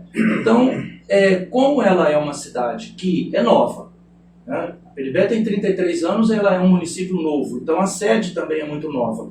Ela também tem tem muita coisa ainda a ser feita. Então a gente ainda tem bairros que surgem rapidamente, crescem rapidamente, mas que carecem ainda de rede de esgoto, inclusive de tratamento desse esgoto, de iluminação, de calçamento das ruas, né? Você tem uma ideia, né? Nós tínhamos nos anos 60, 1965, se não me falha a memória, a inauguração da primeira rua calçada em Aperibé, que é aquela rua principal que recebe o nome de Honório Silvestre, né? Então, por aí você vê que dali em diante, até o processo da emancipação, muita coisa, não mudou muita coisa. A partir do processo de emancipação é que a gente vai começar realmente calçamentos de rua, rede de esgoto, iluminação pública. E quando a Aperibé emancipa-se de Santo Antônio de Pádua, ocorre um boom, que seria o quê? As pessoas começam a lotear áreas do entorno ali da cidade, né, do centro, que antes era pasto, né? E esse loteamento ele é feito assim, de uma forma muito rápida, os lotes são vendidos, as pessoas parecem que têm pressa de começar a construção, enfim. A estrutura, a prefeitura de Aperibé não deu conta de urbanizar esses loteamentos da forma como deveriam ter sido e na pressa que aquilo acabou acontecendo. Você tem o loteamento Faria Leite, né, o Faria Leite é um pouco mais velho, mas vamos colocar o loteamento Ferreira da Luz, o bairro Ferreira da Luz ali, aquela região ali do bairro Deranes, também o loteamento Cortá, que acho que é o mais novo de todos, né, a gente tem esses problemas também, e ali no loteamento Pinheiros, né, então você tem essas estruturas que não são as ideais, você tem ruas sem saída, que não precisava de ter. Você tem ruas que, como você falou agora há pouco, brincando, por que se afunila, né? Por que funil tem o nome de funil? Porque a rua principal se afunila. Então a Aperibé também tem muito isso. Claro que tem muito que ser feito, mas como eu disse, como é um município recém-formado, né? E como a maioria das cidades brasileiras, ela não foi planejada. Muito bem, o Ricardo está dizendo, João Carlos está dizendo, vocês não responderam a minha pergunta. João Carlos, faça a sua pergunta, por gentileza, por favor, que a gente está passando rápido aqui, então não está dando para me ver todas as perguntas.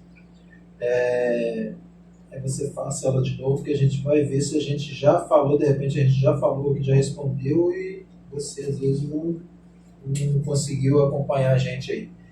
Agradecer a todos vocês que estão assistindo a gente aí pela nossa live, e você também que vai assistir a gente lá no nosso YouTube. Para entrar no nosso YouTube é fácil.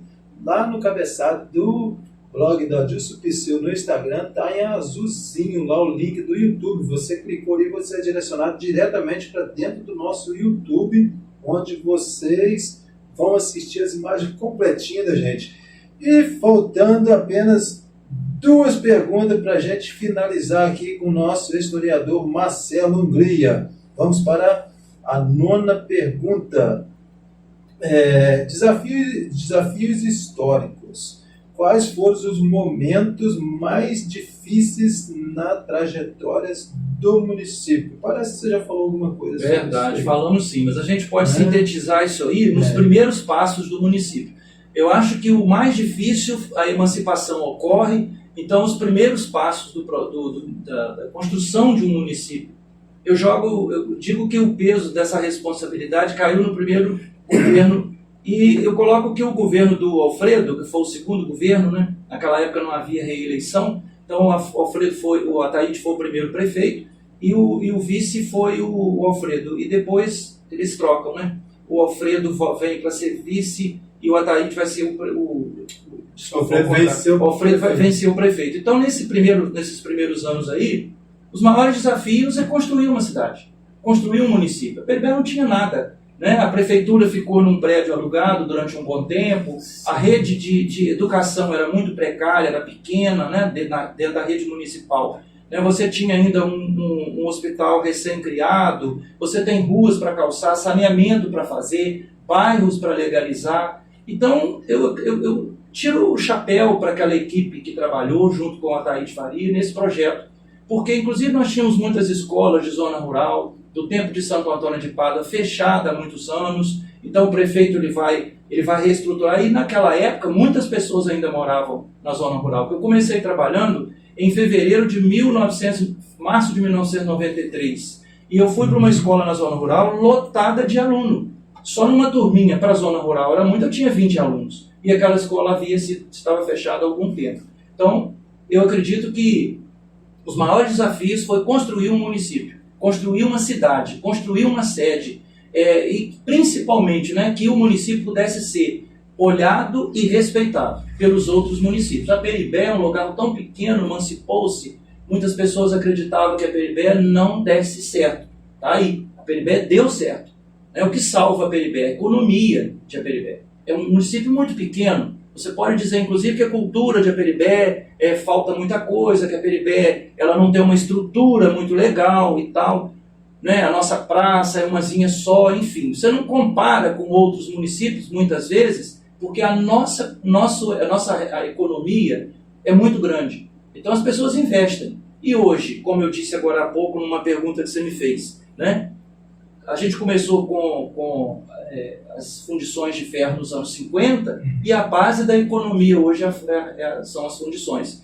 Nós começamos com marmoraria nos anos 70, no início dos anos 70, e hoje uma das atividades econômicas mais importantes de Iperibé tem sido o ramo das marmorarias. Todas essas que a gente tem de marmoraria são filhas da primeira, que foi a do Luiz Carlos Boechat Bragança. Todas essas fundições que nós temos em Iperibé são filhas da fundição Santa Luzia do Antônio Moreira. Né? Então a dificuldade foi começar o município, né? Criar um município, construir um município para que ele pudesse ser realmente respeitado e admirado. Marcelo, o Ricardo fez uma pergunta que muito interessante, que nós nem botamos no script nosso aqui. Então vamos lá. Ele disse o seguinte: dizem que Aperibé foi batizado com o nome de Pito Aceso e depois trocaram para o nome de Aperibé. Ricardo, boa noite, Ricardo. Muito boa a sua colocação. Inclusive muitos professores, né, até alguns anos atrás, colocavam que o significado de Aperibé era pito aceso ou cachimbo aceso. Na verdade, nada tem a ver. Essa mistura, né, essa confusão, aliás, é porque o berço de Aperibé é o pito aceso, né? E tem esse nome de Pito Aceso, e sempre teve, na verdade, chamava-se Santo Antônio do Retiro, né? E depois de tantas pessoas dizerem assim, Pito Aceso, porque as pessoas lá não tinham energia elétrica, as pessoas fumavam cigarro de palha à noite, debaixo das árvores, batendo papo. Então, para você encontrar a pessoa, você tinha que esperar ela puxar o cigarro, né? E aí acendia, você sabia onde é que eles estavam ali reunidos conversando. Era o Pito Aceso mesmo, que era de pitar um cigarro. Aquilo ali se chamava Santo Antônio do Retiro. Pádua, Santo Antônio de Pádua, como ele pertencia a Iperibé, onde que é? É Santo Antônio do Retiro, era retirado do município.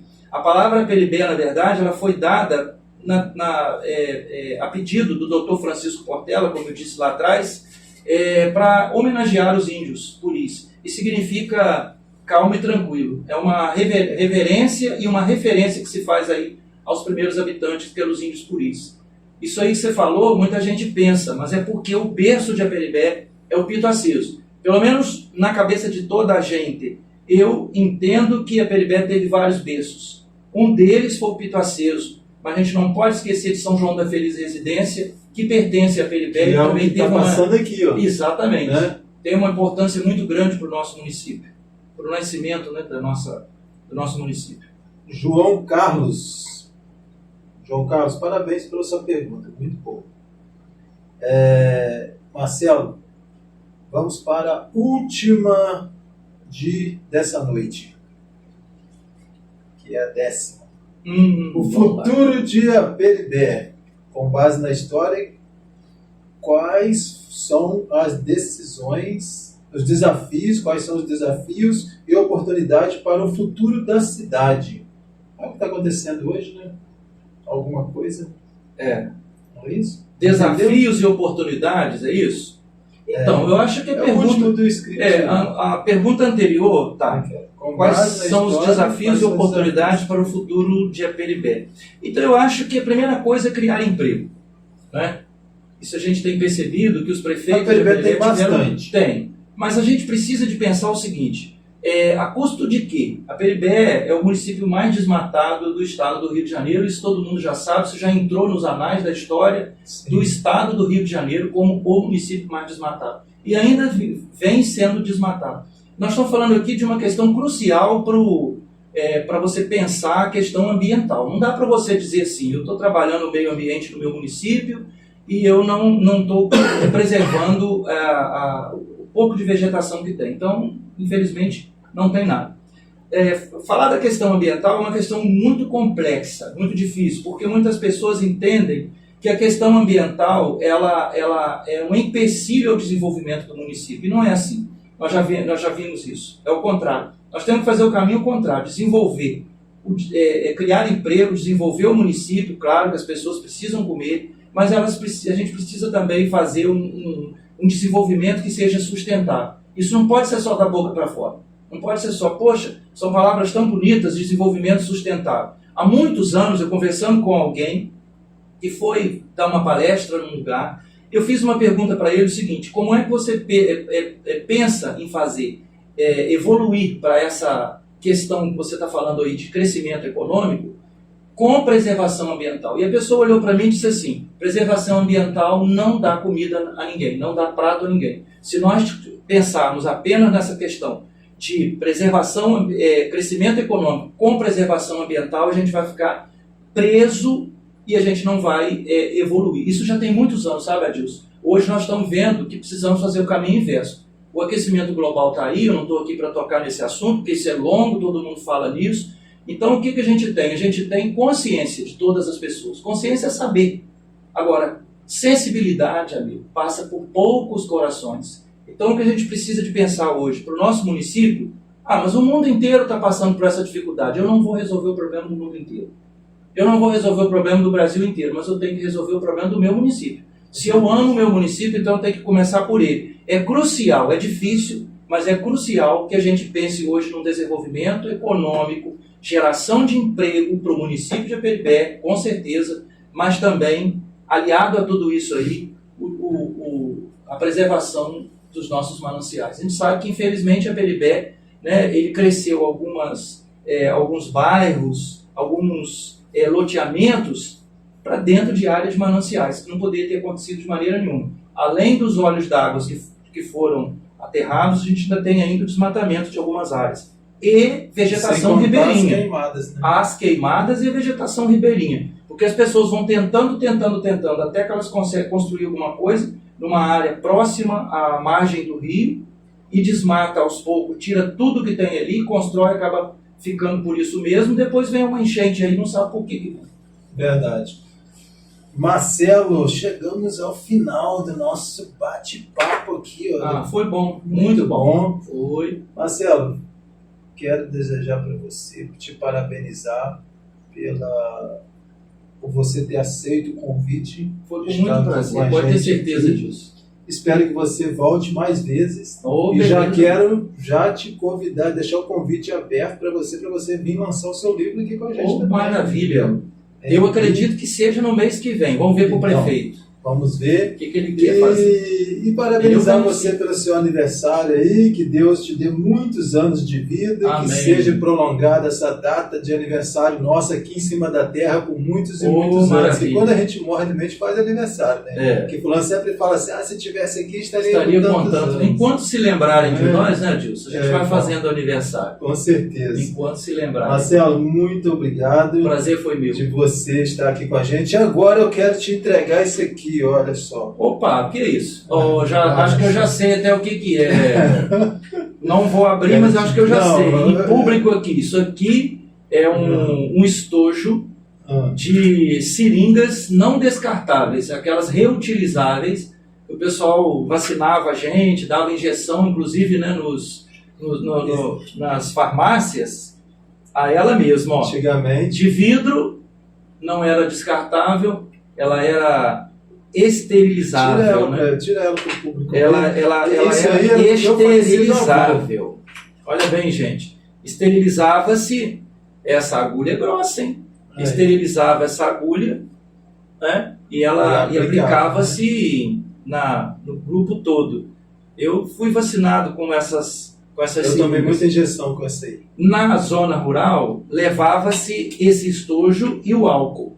E fazia-se a esterilização. Eu não entendo como que eles colocavam fogozinho aí. Aqueles casos que ele colocava fogo aí, né? Porque o seu aqui me parece que está faltando uma pecinha. Lá no museu nós temos um completinho. Funcionava tipo um fogãozinho mesmo. Né? Queimava. Que botava o álcool aí dentro. Aí acendia, né? Acendia. Tinha desse material e tinha também um que era esmaltado, muito interessante também. A Aperibé, quem aplicava muita injeção na população rural era o vereador Orestes Gouveia, antigo lá de Santo Antônio de Pada, morava no centro de Aperibé, a família dele está aí, e aplicava também.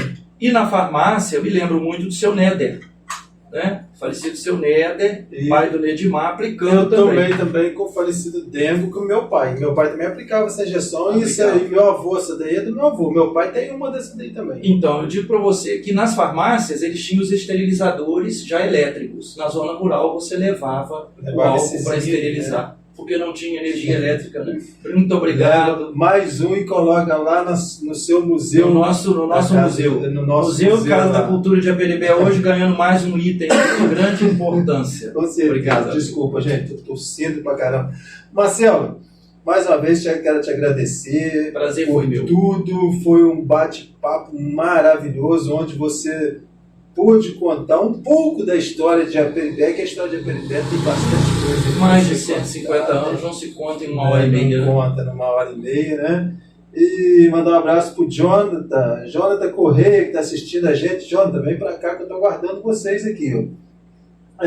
Agradecer ao Jonathan pelas essas imagens maravilhosas que ele fez. E além dessas imagens, ele fez as imagens também da Casa de Cultura, que está passando aqui com a gente durante o tempo da nossa live e da nossa gravação para o YouTube. Muito bem, lembrando a vocês que o nosso podcast está à disposição de vocês para aquele que quiserem vir bater um papo com a gente aqui, você pode ficar à vontade. E nós vamos entrar essa semana aqui com o nosso quadro aqui no nosso podcast, o Politicando, onde você vai abordar diversos assuntos sobre política, porque a nossa vida, ela é a base da política. Não adianta as pessoas às vezes ficar bravo com política e xingar a política, porque todos nós dependemos da política. Nós dependemos da política e vamos depender da política até enquanto nós vivemos neste mundo. E lembrando que amanhã, ou depois de amanhã, nós teremos aqui o Vida e Saúde com Rodolfo Mendes, enfermeira há mais de 10 anos. Nós vamos falar de um assunto muito importante aqui sobre doação de sangue. Você que gosta de doar sangue, você que pretende ser um doador de sangue, você fique ligado com a gente aqui no nosso podcast em Frecheira, na capital do mundo. Amanhã ou depois de amanhã nós teremos esse quadro aqui, Vida e Saúde, e vamos debater sobre doação de sangue.